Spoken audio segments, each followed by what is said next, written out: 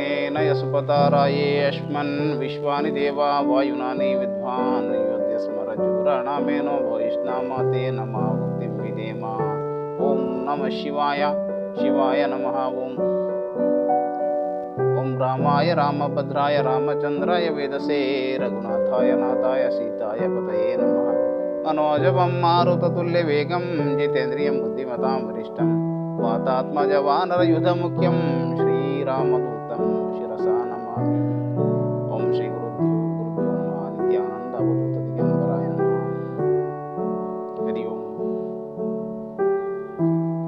ಗೀತೆಯು ಸರ್ವ ಗ್ರಂಥಗಳ ತಾಯಿ ಎನಿಸುತ್ತದೆ. ಭಗವದ್ಗೀತೆಯು ಸರ್ವ ಗ್ರಂಥಗಳ ತಾಯಿಯಾಗಿದೆ. ಗೀತೆಯು ವೇದಕ್ಕಿಂತಲೂ ಶ್ರೇಷ್ಠವಾಗಿದ್ದು ಅನಿಸುತ್ತದೆ. ವೇದವು ಭಗವಂತನ ನಿಶ್ವಾಸದಿಂದ ಹೊರಬಂದಿರುತ್ತದೆ. ಆದರೆ ಗೀತೆಯು ಸ್ವತಃ ಭಗವಂತನ ಬಾಯಿಯಿಂದ ಹೊರಬಂದಿರುತ್ತದೆ. ಗೀತೆಯಲ್ಲಿ ಬಂದಿರುವಂತಹ ವಿಷಯದ ಬಗ್ಗೆ ಒಂದು ಸ್ವಲ್ಪ ನಾವು ನೋಡೋಣ. ಗೀತೆಯಲ್ಲಿ ಏನೆಂದರೆ, ಗೀತೆಯ ವಿಷಯದಲ್ಲಿ ಮೋಹವು ನಾಶಗೊಳಿಸುವಂತಹ ಒಂದು ಪ್ರಧಾನ ಕಾರ್ಯ. ಮೋಹವು ನಾಶವಾಗುವುದು ಮತ್ತು ತತ್ವದೃಷ್ಟಿಯಿಂದ ಹಾಗೂ ಸಾಧನ ದೃಷ್ಟಿಯಿಂದ ವಿವೇಚನೆಯಾಗಿರುತ್ತದೆ. ತತ್ವದೃಷ್ಟಿಯಿಂದ ಮತ್ತು ಸಾಧನ ದೃಷ್ಟಿಯಿಂದ ವಿವೇಚನೆಯಾಗಿರುವುದು. ನೋಡಿ, ಗೀತೆಯ ಪ್ರಾರಂಭದಲ್ಲಿ ಅರ್ಜುನನಿಗೆ ಮೋಹವಾಗ್ತದೆ.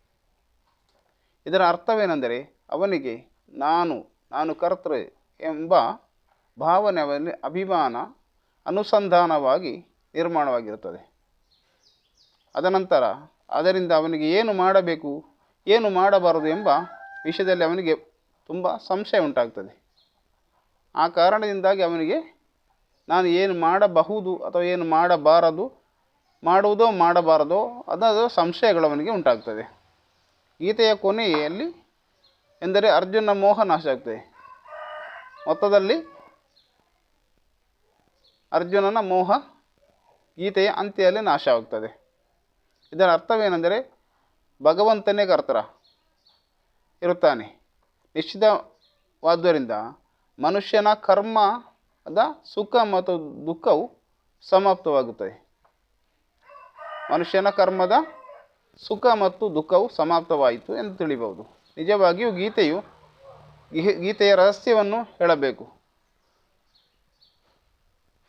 ಶ್ರೀ ಜ್ಞಾನೇಶ್ವರ ಮಹಾರಾಜರೇ, ಮಹಾಭಾರತ ಯುದ್ಧದಲ್ಲಿ ಭಗವಂತನು ಪೀತಾಂಬರ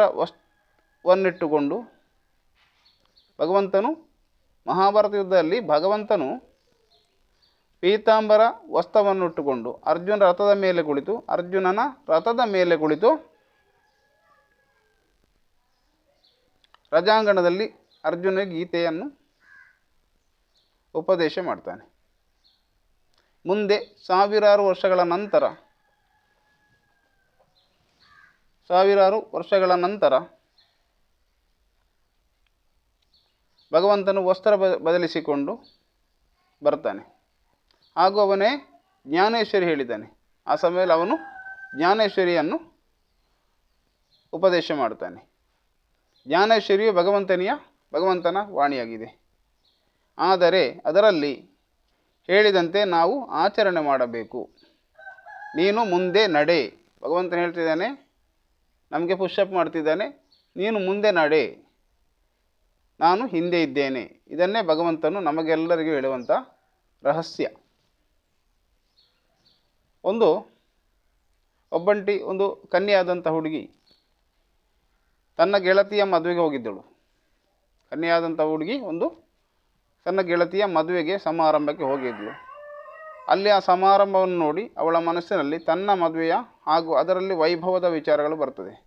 ಆ ಮದುವೆಯಲ್ಲಿರುವಂತಹ ವೈಭವಗಳನ್ನು ನೋಡಿ ತನ್ನ ಮದುವೆಯಲ್ಲಿಯೂ ಈ ಥರದ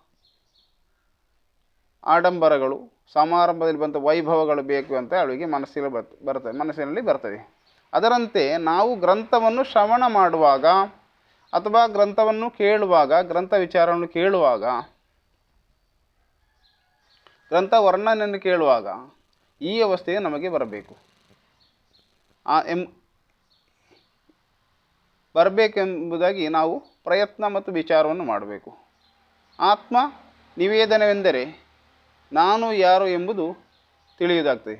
ಆತ್ಮ ನಿವೇದನ ಅಂತ ಹೇಳಿದರೆ ನಾನು ಯಾರು ಎಂಬುದನ್ನು ನಾನು ತಿಳಿಯುವುದು. ಪ್ರಾರಬ್ಧದ ಗತಿಗನುಸಾರವಾಗಿ ಶರೀರದ ಅನುಭವಿಸಬೇಕಾದ ಸುಖ ಮತ್ತು ದುಃಖ ನಾವು ಇದ್ದಂತೆ ತೋರ್ತೇವೆ. ಪ್ರಾರಬ್ಧದ ಗತಿಗೆ ಅನುಸಾರವಾಗಿ ನಮಗೆ ಸುಖ ಮತ್ತು ದುಃಖವು ಇದ್ದಂತೆ ತೋರುತ್ತದೆ. ಆದರೆ ನಿಜವಾಗಿಯೂ ನಮಗೆ ಸುಖ ಮತ್ತು ದುಃಖ ಇಲ್ಲ. ಯಾಕಂದರೆ ಅದು ತಾತ್ಕಾಲಿಕವಾಗಿ, ಸುಖವು ತಾತ್ಕಾಲಿಕವಾಗಿರ್ತದೆ ಮತ್ತು ದುಃಖವು ತಾತ್ಕಾಲಿಕವಾಗಿರ್ತದೆ. ಅದರಂತೆ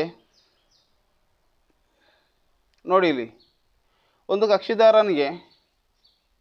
ಕಕ್ಷಿಗಾರ ನ್ಯಾಯಾಧೀಶ ನ್ಯಾಯನ್ನು ವಕೀಲ ಏನು ಮಾಡ್ತೇನೆ, ತನ್ನ ಕಕ್ಷಿದಾರನಿಗೆ ಒಂದು ನ್ಯಾಯವನ್ನು ತನ್ನದೇ ಎಂದು ತಿಳಿದುಕೊಂಡು ವಕೀಲನ್ನು ಕೋರ್ಟ್ನಲ್ಲಿ ವಾದ ಮಾಡ್ತಾನೆ. ತನ್ನದು, ಇನ್ನೊಬ್ಬರದು ನಾನು ಫೀಸಿಗೆ ಕೆಲಸ ಮಾಡೋದು ನೆನೆಸಿಕೊಳ್ಳೋದಿಲ್ಲ.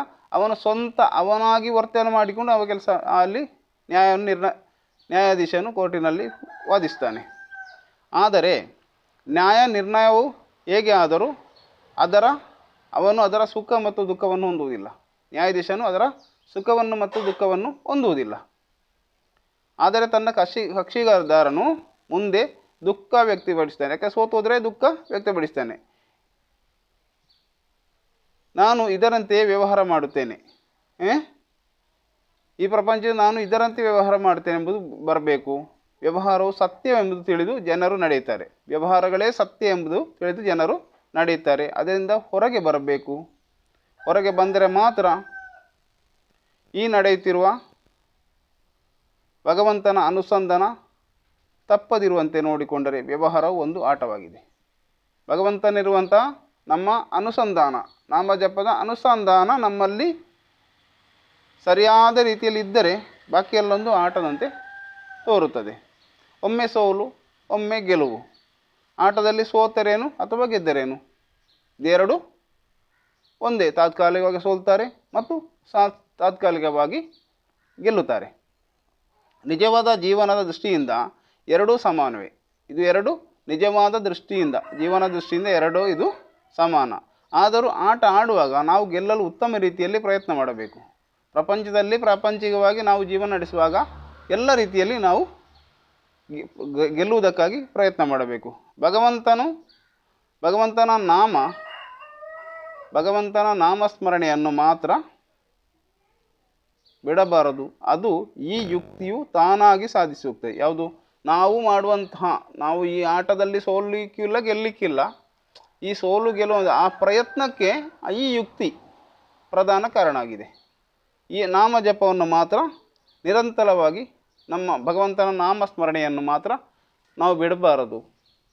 ನಾಮಸ್ಮರಣೆ ಬಿಟ್ಟುಕೊಂಡ್ರೆ ನಾವು ಇದರಲ್ಲಿ ಅಂಟಿಕೊಳ್ತೇವೆ. ಯಾವುದಲ್ಲಿ? ಈ ಪ್ರಾಪಂಚಿಕ ವಿಷಯದಲ್ಲಿ ಅಂಟಿಕೊಳ್ತೇವೆ. ಅದರಲ್ಲಿ ನಮಗೆ ಈಗ ಹೇಳಿದಂತೆ ಪ್ರಧಾನವಾಗಿ ಗೀತೆಯ ವಿಷಯದಲ್ಲಿ ನಾವು ಯಾವ ರೀತಿಯಲ್ಲಿ ಜೀವನ ನಡೆಸಬೇಕಂತ ಪೂರ್ಣ ರೂಪ, ಅದು ಎಲ್ಲ ಗ್ರಂಥದ ತಾಯಿಯ ರೂಪದಲ್ಲಿ ಈ ಗ್ರಂಥವಿರುವುದು, ಭಗವದ್ಗೀತೆ ಗ್ರಂಥ ಇರುವುದು.